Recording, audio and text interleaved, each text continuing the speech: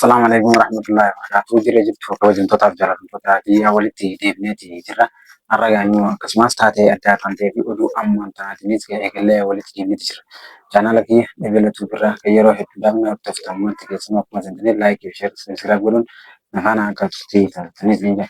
Kanaanis immoo oduu biyya alaatii fi oduu biyya keessaa kanneen adda addaa ta'een dabalatee miidiyaatiin jira. Kanaanis waa'ee kitaaba leencoo lataatii fi akkasuma ajjeefamuu jaalbaaroo tumsaatii fi akkasuma waa'ee maddoosichaas irratti waan leencoo lataa dubbatee jira. Kana irrattis waan haasofnus itti qabamna. Kana itti aansuudhaan immoo mootummaan guyyaa Macron magaalaa Finfinneetti mootummaa Itoophiyaa Dr. Abiy Ahmediin simatamee jira. Hojiiwwan guyyaa har'aa isaa irratti walii galanis hedduutu jira. Kanaanis waliin ilaalan. Oduu keenya immoo isa lamata itti aanuun Haayititti walitti bu'icha uumameen namoonni hedduun qe'ee fi qabeenya isaaniirraa baqachuu fi akkasumas qabeenya hedduun miidhaa irra gahu biyyoota Haayitirraa sanaaf Aljazeeraatu gabaasee jira. Kana irrattinis immoo aansinee oduu keenya kan biraatiinis immoo Saudi Arabiyaan yeroo jalqabaatiif Iraan irratti tarkaanfii fudhachuu isiidhaati jechuudha. Kan isin beektee jirtu amma oduun keenya kun oduu isa hangafaati. Hanga oduu keenya kan xumuraatti faana turtii taasisuu hin dagatinaa isin jenna. Kan jalqabaatti raagaa immoo irraa eegallu waa'ee leencoo lataati. Leencoo lataa iccitii yeroo ammaan duraatiifis dhoksee ture kan mul'isin kan asin baasin teessee ture. Kana irratti wareegama jaalbaaroo tumsaa irratti kan eenyutu wareegee jaalbaaroo tumsaa harka eenyuutiin ajjeefame yeroo hedduu jedhamaa ture.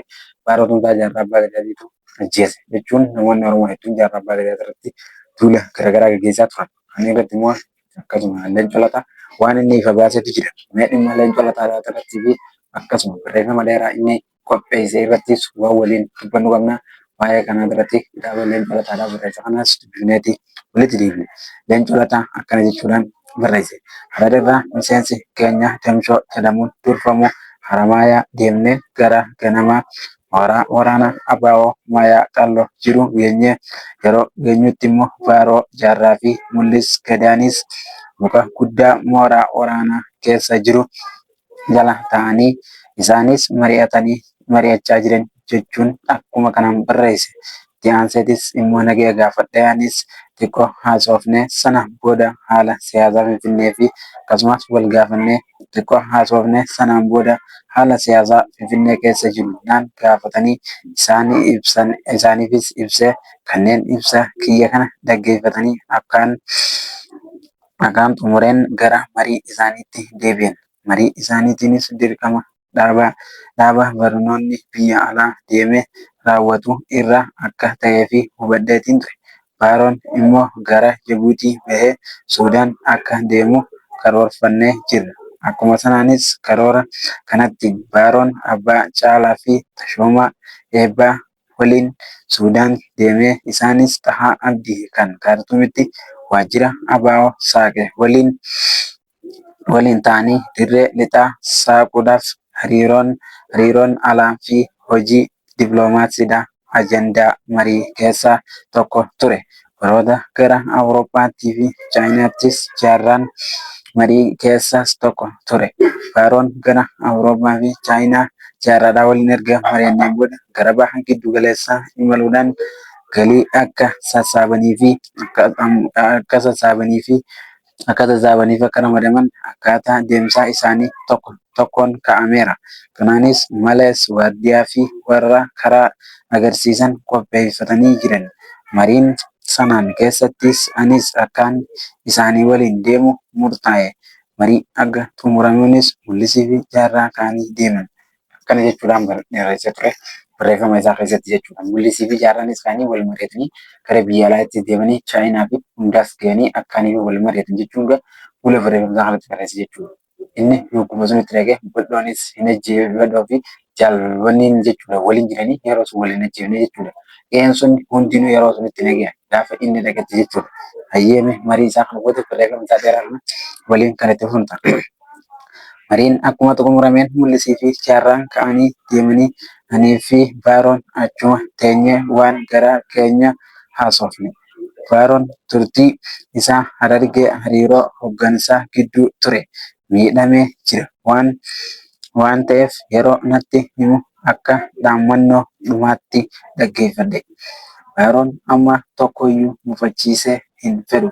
Wanti isa mufachiises yeroo mudates qoflaan dabarsa. Ani yeroo mufadhu callisuun filadha. Akka nama natti dhiyootti miidhuu baay'ee isa kana amanuu waan ta'eef yeroon sanatti bakka sanatti waan ta'e yeroo hunda akka haaraatan yaadadha.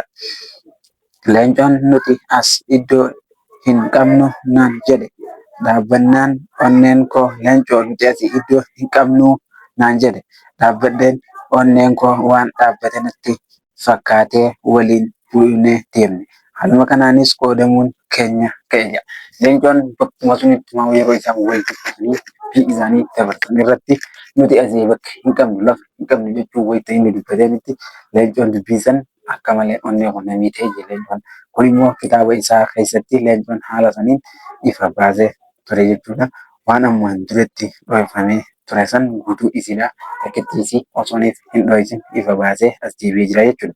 Hayyee gaamee kana irratti aansuudhaan gara oduu kanaatti dabarra. Muummichi ministeera Itoophiyaatii fi akkasumas pirezidaantiin Faransaay Imaanuweel Maakroon wal marii guyyaa afaan kanaa gaggeessaa oolanii marii isaanii kana irratti immoo maal irratti gaggeessan biyyoota lamaan irrattii fi haala dippiloomaasii irratti akkasuma wal marii dheeraa gaggeessaniitti turan.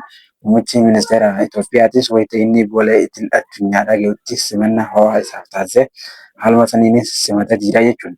Kun immoo garuu biyyoonni lamaan waliigaltee adda addaatis kan qabaatanii fi akkasumas tokkummaa isaaniitis kan akkaanis cimsatudha ture. Biyyoonni lameen kana keessatti immoo nageenyi isaan lameen jidduutti akkaaniif jiraatus akka jabaa ittis kan qofameetis ture jechuudha. Hayyee gaamee biyyoonni kunneen yeroo hedduudhaaf waggaa kana keessa jechuudha. Imaanuweel Maakroon yeroo sadaffaadhaaf kan inni gara Finfinneedhaatti as deebi'eetis ture jechuudha. Kun immoo garuu biyyoota hedduudhaafis waan bareedaa ta'e waan namoota hedduu tajaajilus ta'e jechuudha. Miidiyaawwan biyyoota keenyaatii fi akkasumas warroonni garaagaraatis dhaamsa garaagaraatis qabaachaadhaatis isaan turanii Imaanuweel Maakroon waggaa keessatti yeroo sadaffaanaaf gara Itoophiyaatti wayitanii wanatti biyyattiin teenya waan ajaa'ibsiisaa ta'es dhiyeeffachaa turte jechuudha. Namoo kabajaa guddaadhaan qabaniin simatanii jechuudha muummichi ministeera Itoophiyaadhaatis. Hayyee gaamee oduu keenya isa lammaffaadha kan itti aanutti wayitaanii dabalutti Haayitiitti walitti bu'ichaa mudateen namoonni hedduun qe'ee fi qabeenya isaanii gadi lakkisanii irraa bobba'an. Haayiti yeroo hedduu biyya walitti bu'ichaa taate namoonni garaagaraa walitti bu'uu wal miidhaa garaagaraatti deemaa turanii. Haayiti jechuun biyya xiqqashoo jechuudha. Gara Afrikaa bahaa irratti biyya argamtudha jechuudha. Biyyi kun immoo yeroo hedduudhaafis wal bu'icha mataa isaaniitiif isaan keessa jiru miidhaan garaagaraa irra gahaa ture. Amma immoo walitti bu'icha isaan keessatti garee adda addaatiin kan qabaman miidhaaf qabeenya hedduudha kan ga'e qabeenyi garaagaraatis barbadaa'ee namoonni garaagaraatis lubbuun isaanii achi keessattis darbee ture jechuudha. Kun egaa immoo taatee biyyoota san keessattis mudateera. Haayiti jechuun biyyattii jechuun ergaanii bilisoomteefis turteessa jirtudha. Afrikaa bahaarraa biyya takka kan taate tarkaanfiin immoo ammaan tana isaa walirratti hojjechaa turanii fi yeroo itti walirratti deebisaa turan biyya walabummaa isheedhaa kan walirratti sarbaa jirtu walis miidhaadhaatis jirtu jechuun biyyoonni addunyaa hundi ibsaa jiran. Haayiti keessatti immoo walitti bu'icha ammaan tana mudate kan biyyoota hedduu ajaa'ibsiisedha jechuudha. Hayyee gaamee kanatti aansuudhaan immoo Suudii Arabiyaan yeroo jalqabaatiif Iraan keessatti haleellaa ajaa'ibaa xayyaaraan gaggeessee jirti. Haleellaan isaan gaggeessan kun immoo dhoksaadhaan kan gaggeessanii jechuudhaan himanii jiran. Garuu ammaan tana isaan haleellaa kan isaan gaggeessanii banuun isaanii kun tokkoffaa duraati. Maaliif jennaan deebii jechuudha gaafa dura Iraan isaan haleeltee osoo hin taane Iraan wanni isin haleeltee imbaasii Ameerikaadhaa kan isaan keessatti argamsan dhohitee of keessaa baaftee akkamitti isaan nu haleelan haleellaa suniif deebii godhachuu jechuudha. Lola baha giddugala isaa keessatti deemaadha jiru ilaalchisee Iraan gara Suudiin gara isiitiin akka waan jechuudha deebi'aa guddaa deebifteef jechuudha bakka itti mataa jirti. Garuu immoo taateen ammaan tana xaamaraa jirtu kunii fi biyyoota garaagaraa ta'e akkasumas aktivistoonni Iraanii fi aktivistoonni Suudiitis yaada kana akka ibsanii jiranitti akka waan deebii Suudiin deebifteeti. Deebii kana irratti immoo Iraan innis dubbanne hanga ammaa itti wanta kadhatu baane xayyaara waraanaa dhutiin dho'isaadhaan haala taaneen achi keessatti Iraan akka ajaa'ibaatti weerartee jirti jechuudha. Suudiin kun egaa immoo taatee ajaa'ibaatii fi taatee ammaan durattis hin dhaga'aminidha. Haleellaan isaan hojjetan kun kan jalqabaati jechuun kan takka haleellaa waraabamanii hin jirre Suudiin dile isaan asitti Nigureelaa fi waan adda addaatiin xayyaaraa fi irratti roobsatu san Iraan isaan Ameerikaa wajjin dhaabbatanii amma immoo Ameerikaa jalaa deebi'anii Suudiitti deebi'anii gara Suudii deebi'uu Suudii waliin deebi'anii Iraan dhaabaa jiran. Kun immoo taatee ajaa'ibaati jechuudha. Hanga xumurichaatti kan afaan jirtaniif filatama laayik, sheer, sabskiraayib godhaa.